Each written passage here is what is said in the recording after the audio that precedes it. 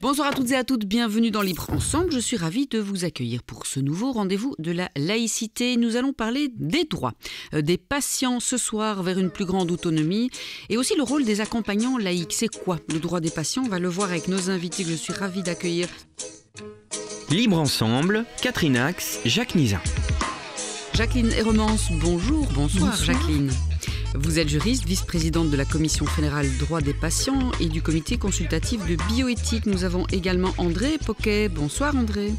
Bonsoir Cathy. Comment allez-vous André? Vous êtes madame présidente du SLP, Service laïque d'aide aux personnes. Et nous avons également Thierry Monin. Bonsoir Thierry. Bonsoir. Vous êtes chargé de projet à la LUS, la Ligue Usagers Service Santé, Commission fédérale des droits des patients. Donc c'est une fédération francophone des associations des patients et de leurs proches. On va commencer avec André. Pourquoi est-ce que ça regarde le centre d'action laïque, la laïcité, ce droit des patients à des soins de qualité et accessibles à tous, donc pas trop cher on va dire. Non, le service laïque d'aide aux personnes est d'abord une association constitutive du centre d'action laïque qui a pour mandat d'orienter des accompagnants laïcs auprès d'usagers qui demandent un appel lorsque eux-mêmes se trouvent dans des difficultés spécifiques, des réponses à leurs questions, dans toute leur vulnérabilité, en fonction de leurs étapes de vie. Et ça, je dirais, de la conception à la mort, en passant par toutes les crises que nous pouvons vivre. La santé et plus. La santé, ici, qui est vraiment prise dans un nouveau paradigme au niveau de l'approche vraiment holistique, non pas juste être non malade, mais se vivre, travailler ensemble à la qualité de vie et comment nous, individus, on peut se positionner dans le vivre ensemble. Et c'est là que le CAL a évidemment toute sa place à prendre. Et donc, les droits des patients, Jacqueline en parlera mieux que moi, est évidemment un bâton, un lieu de transaction où visiblement l'accompagnant laïque peut aider, peut trianguler avec l'usager qui lui a demandé pour mettre sur la table ses droits, ses possibilités et l'aider à se faire mieux respecter dans ses réels choix d'existence. Pourquoi avoir organisé une journée de concertation, je veux dire, autour de ces droits des patients? Il y a besoin de taper toujours du marteau sur le clou. Alors, je pense que les droits, c'est une chose. Le cadre juridique est évidemment essentiel. Ça nous offre un cadre. Mais si ce cadre n'est pas connu par les travailleurs, par le personnel bénévole et par les usagers, eh bien, on n'arrivera pas à en faire une réalité de tous les jours et de changer ce paradigme qui est passer d'une approche paternaliste à une approche d'autonomisation de chacun de nous. Et donc, pour ce faire, aujourd'hui, on a évidemment travaillé sur la connaissance et cet après-midi, nous allons de manière plus ciblée travailler en atelier avec un public qui est très particulier. Vous avez ici dans l'auditoire des accompagnants laïcs qui enrichissent leur savoir, du personnel de terrain comme des maisons de repos et de soins qui disent « Ah, les droits des patients, voudraient bien savoir », des mutuelles, des groupes comme un forum qui ont été partie prenante parce qu'ils réalisent bien que c'est un pilier essentiel pour une qualité de soins, pour une accessibilité des soins pour tous, mais qu'avant tout ça, il faut jouer la transparence. On va reprendre alors le cadre légal qui sous-tend aussi ces journées de rencontres pour faire évoluer les choses. Avec Jacqueline Hermance. Jacqueline, vous êtes évidemment juriste, donc c'est vous qui êtes la spécialiste de ce cadre légal du droit des patients. Il y a eu deux grands moments ces dernières années ou 2 décennies. En 2002, une loi qui faisait quand même révolution à l'époque dans les mentalités et la culture des soins, et puis une loi qui évolue en 2024 avec de nouveaux textes et de nouveaux amendements. Et expliquez-nous ce cadre légal de 2002 et pourquoi est-ce qu'il fallait le faire encore évoluer. Vous allez me dire parce que la société évolue et les soins aussi. Il est exact que déjà la loi de 2002 représentait non pas une révolution, mais un point important, un temps important pour la reconnaissance du patient qui n'est pas seulement, je dirais, quelqu'un qui est malade, mais c'est quelqu'un qui a une histoire, qui a des conceptions, etc. Et donc, déjà par cette loi de 2002, qui, par exemple, abordait la question de la représentation, par exemple, qui abordait aussi la question du dossier médical, etc., c'était déjà une évolution très importante. Mais la volonté était, après 20 ans d'existence de cette loi, de quelque peu la revisiter et accentuer certains de ces aspects. Par exemple, vers une co-construction des décisions médicales. Donc, en fait, de rendre le patient acteur au point de vue des décisions qui sont prises, mais bien sûr avec la collaboration avec les spécialistes que sont les professionnels de la santé. Donc, avec un circuit de l'information qui va du patient vers le professionnel de la santé, l'information qui donc est délivrée par le professionnel de la santé. Donc, il était important de revoir aussi certaines définitions, d'être bien plus clair en ce qui concerne la personne de confiance, le représentant, la planification anticipée des soins, la déclaration anticipée. La déclaration anticipée, par exemple, était en filigrane présente déjà dans la loi de 2002. Aujourd'hui, elle est expressément nommée. Qu'est-ce que vous appelez la déclaration anticipée ? Par la déclaration anticipée, ce que je peux formuler, c'est d'une part des souhaits dont les professionnels de la santé tiendront compte, devraient tenir compte, devront tenir compte. Et d'autre part, des refus de traitement qu'ils devront respecter. On parle de la fin de vie, on est bien d'accord. Pas nécessairement de la fin de vie. D'accord. Cette déclaration anticipée concernant les traitements peut entrer en vigueur alors que pour un temps X, je ne suis pas en mesure d'exprimer mes volontés. Un coma, par exemple, oui. Par exemple, un accident, que sais-je, on se retrouve en situation de coma, eh bien à ce moment-là, mon document peut être utile. Donc ça, on peut tous le faire aujourd'hui et demain. Je dirais presque qu'on doit tous le faire. On doit tous le faire, d'accord. Pourquoi ? Il est assez méconnu d'ailleurs. Parce que ça permet d'anticiper. Et ce qui veut dire que quand des décisions devront être prises en temps de crise, on pourra s'appuyer sur la volonté de la personne. Parfait. Cette loi donc a été signée en février de cette année, 2024. Après un long processus de consultation. Il y a eu tout le travail qui a été fait, par exemple, en commission de la santé à la Chambre, mais également une consultation beaucoup plus large. Donc, par exemple, la LUS a pu être auditionnée par rapport à l'évolution. Et il y a eu une consultation également organisée par le ministre Van den Broek. Il était possible de lui adresser toute réflexion, toute remarque pendant un temps limité, bien entendu, mais donc ce qui veut dire que ce texte n'est pas sorti, je dirais, de la tête un long travail. Frank Van den Broek. C'était un travail, certainement, on pourra dire que ce n'est pas complet, il y a encore pas mal de choses à faire, mais en tout cas, on a pu aller vers une clarification. Par exemple, en ce qui concerne la personne de confiance, la représentation, etc. Et donc, ce qu'il y a, ce sont les jalons aussi pour aller plus loin par après. C'est quoi aller plus loin ? On va y venir avec Thierry Monin, évidemment, mais c'est quoi aller plus loin ? Quels sont les droits qui ont été ajoutés ? Parce que la société évolue, la médecine aussi grandement. C'est par exemple le droit d'avoir un regard sur ma santé, sur mon dossier, et ne plus s'en référer au médecin tout-puissant qui décidait de ma santé, de ma vie. Ce qui est par rapport, par exemple, au dossier médical. Et ce n'est pas pour rien aussi que je prends la terminologie néerlandaise Patiëntendossier. Donc, c'est notre dossier, c'est le dossier du patient. Et donc, en principe, on doit pouvoir avoir accès à ce dossier pour pouvoir ajouter éventuellement aussi certains éléments d'information qui sont bien nécessaires pour que le professionnel de la santé Parce qu'on se connaît bien, finalement. Prendre des décisions.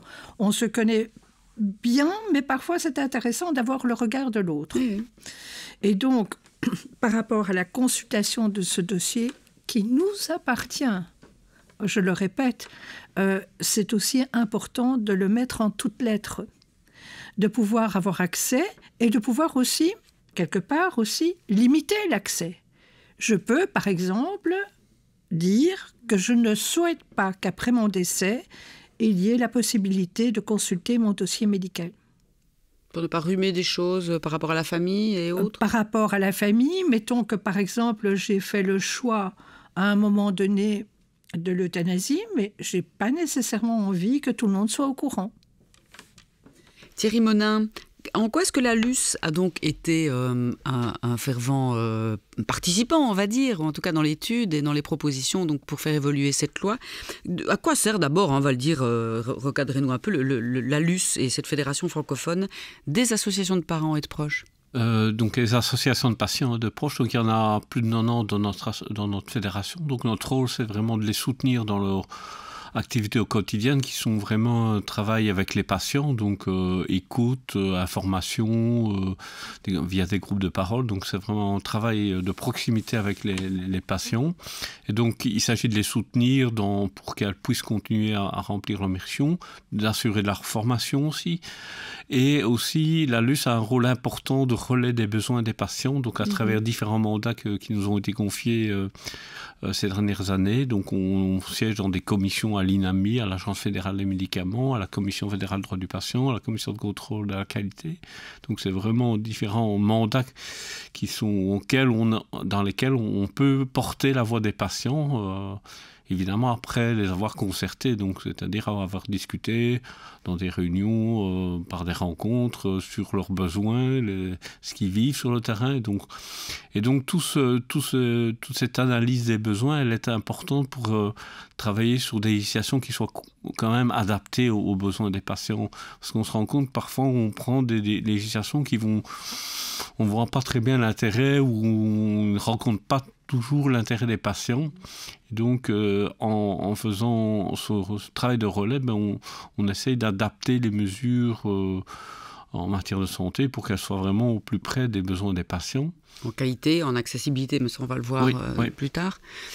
C'est un monde étonnant, le monde de la santé. C'est à la fois beaucoup de pénuries chez les médecins, beaucoup de manque d'accès dans les campagnes et en même temps tellement de gros sous. On voit le prix des médicaments pour les firmes pharmaceutiques, on voit l'argent que se font certains spécialistes.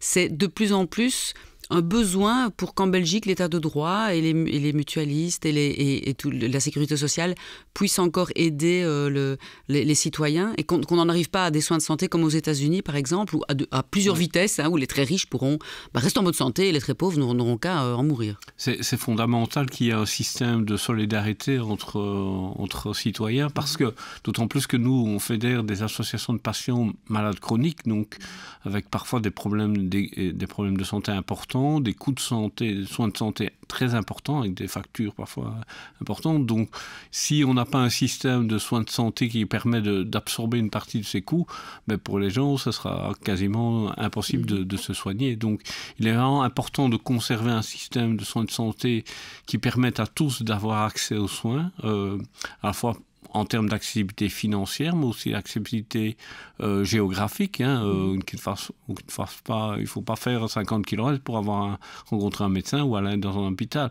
Et tout ça est quand même de plus en plus remis en question par un contexte lié à la pénurie de soignants, mais aussi il y a eu des mesures de restriction budgétaire. Il y a effectivement des phénomènes de commercialisation, une forme de privatisation des soins de santé qui nous paraissent inquiétantes. Donc tout ça remet en cause finalement les droits du patient au sens large, pas nécessairement ceux de la loi de droit du patient, mais de manière plus large, le droit de pouvoir être soigné dans de bonnes conditions et à un prix accessible. Parce que ça nous regarde tous évidemment. Une fois qu'on est en mode santé, on n'y pense absolument pas. Et puis quand le malheur vous frappe ou les ennuis, de manière épisodique, ça devient beaucoup plus compliqué. Donc la solidarité est très importante. En matière de solidarité, d'accès justement à ces soins, encore faut-il pouvoir avoir accès. C'est pas parce que le cadre légal a été posé et que les fédérations existent, mais dans les maisons médicales, c'était une révolution tout de même, ces fameuses maisons médicales. C'était une réelle révolution au niveau d'une logique de santé participative. Et pour aller un pas plus loin à ce que Thierry disait, bien sûr, on a fait un pas énorme en réfléchissant à l'approche holistique. On en a beaucoup parlé, d'avoir un patient, un usager qu'on prend au niveau physique, psychique, social, où on considère que l'approche spirituelle, religieuse est importante. Mais ce qui est peut-être encore plus important, si on veut parler d'une accessibilité des soins, c'est d'arriver à réfléchir dans la transversalité. Qu'est-ce que je veux dire par là? C'est qu'une politique de santé, elle ne se balade pas là toute seule, elle doit s'ancrer. Elle doit s'ancrer dans une politique de logement, dans une politique d'école, dans une politique d'emploi, dans une politique de gestion de l'environnement, etc., etc. Et qu'il est beaucoup plus intelligent de se dire, tiens, on travaille par exemple une qualité du logement, eh bien on aura un impact sur des pathologies chroniques dont on s'occupe. On parle de l'accessibilité. L'accessibilité, au premier regard, on se dit c'est économique. Mais les freins à l'accessibilité sont multiples. Tu en as cité quelques-uns. Le géographique, l'économique, évidemment. Mais il faut aussi voir tous les freins au niveau du culturel. Franchir des portes, être avec des statuts fragiles. Bon, ben, il faut déjà un certain toupet pour franchir l'hôpital, pour se dire, tiens, mais est-ce que vous avez votre carte d'identité? Est-ce que vous avez votre carte dynamique? Etc., etc. Et on voit que toute cette lourdeur administrative, oui, on a droit. Beaucoup de gens passent en dessous de... Mais alors, on est sous les radars. Et être en dessous des radars, ça veut dire qu'on se fait le plus petit possible et qu'on arrive pour finir à l'hôpital quand la situation est vraiment catastrophique. Et ça, Fanny, en tant que secrétaire des maisons Fanny médicales... Dubois, qui n'a pas pu être présente avec nous pour raison de travail, voilà. Mais qui est secrétaire générale de la Fédération des maisons médicales. Ça représente 139 maisons médicales, c'est la plus grosse fédération. Tout à fait, soulignait bien ce matin combien l'important était l'accueil, et l'accueil physique. Ouvrir une porte, être là pour recevoir quelqu'un, écouter. Et vous avez entendu les accompagnants laïcs, ben c'est un des points important, c'est d'offrir une bonne oreille à quelqu'un qui est en situation de demande. Mais comme je dis toujours, avoir une bonne oreille ne suffit pas. Parce que écouter pourquoi, écouter quoi, et qu'est-ce qu'on fait de ce qu'on a écouté, il faut savoir aussi orienter et déconstruire ce qui vient d'être dit. Et ça, c'est le boulot de l'accompagnant dans le cadre du service laïque d'aide aux personnes. Thierry Monin, il y a aussi évidemment le problème de la fracture numérique, j'imagine. Enfin, moi, quand je prends un rendez-vous maintenant, je vais sur Internet ou je téléphone, mais au téléphone, il faut taper 1, 2, 3. On peut même prendre son rendez-vous sans parler à personne, je veux dire, et c'est l'ordinateur qui me répond. Ça, vous le rencontrez aussi. Donc, ce côté solidarité, participation, c'est extrêmement important. Et est-ce que les gens le savent, qu'ils peuvent se tourner vers vous aussi pour toutes ces aides-là? C'est vrai que l'année dernière, on a publié un plaidoyer concernant les inégalités numérique. On a vraiment identifié toute une série d'obstacles et effectivement, en matière de santé, ça devient crucial, important de pouvoir agir sur cette problématique. Les associations de patients essayent de développer en tout cas des formes d'accompagnement ou de soutien des patients pour une série de démarches, mais elles sont aussi limitées dans leur pouvoir d'action parce que faute de moyens humains et financiers, donc elles fonctionnent vraiment sur du bénévolat, donc c'est pas toujours possible. Il faut, au niveau de la LUS, nous revendiquons qu'on remette des guichets humains où on peut accueillir les gens de manière leur expliquer pour la prise de rendez-vous. Effectivement, c'est pas acceptable qu'on ne doive aller sur Internet pour prendre rendez-vous. Et que la confirmation me revient par mail. Donc, si je n'ai pas de boîte mail, si je n'ai pas d'ordinateur, je veux dire, je suis perdu. On est perdu, effectivement. Donc, toute une série de gens sont écartés de la possibilité de prendre des rendez-vous, ou ils le font, on ne sait pas trop comment. Ou ne le font pas. Ou ne le font pas, effectivement. Donc, la question de l'accès au droit se pose vraiment par rapport à ça.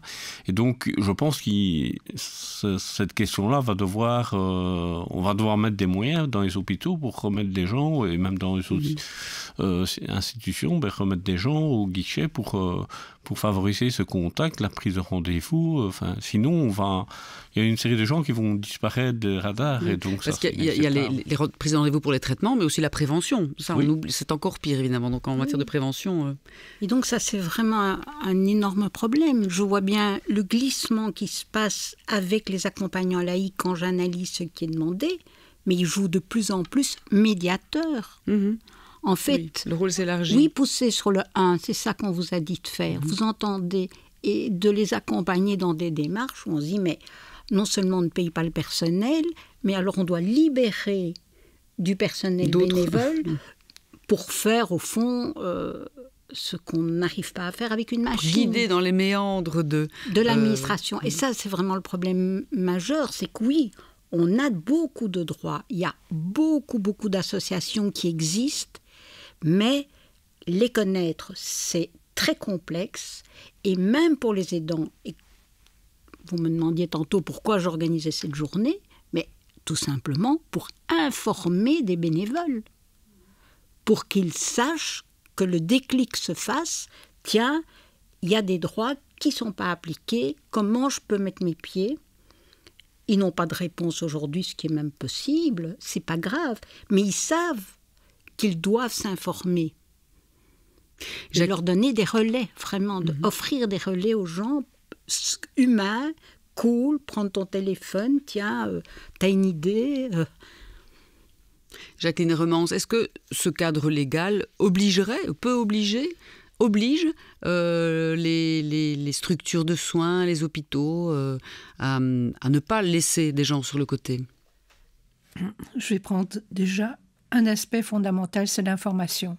L'information, ce n'est pas ni sur Google, ni sur, je dirais aussi, votre téléphone. Quand vous tapez sur It's Me ou quoi, It's Me ne donnera pas les réponses.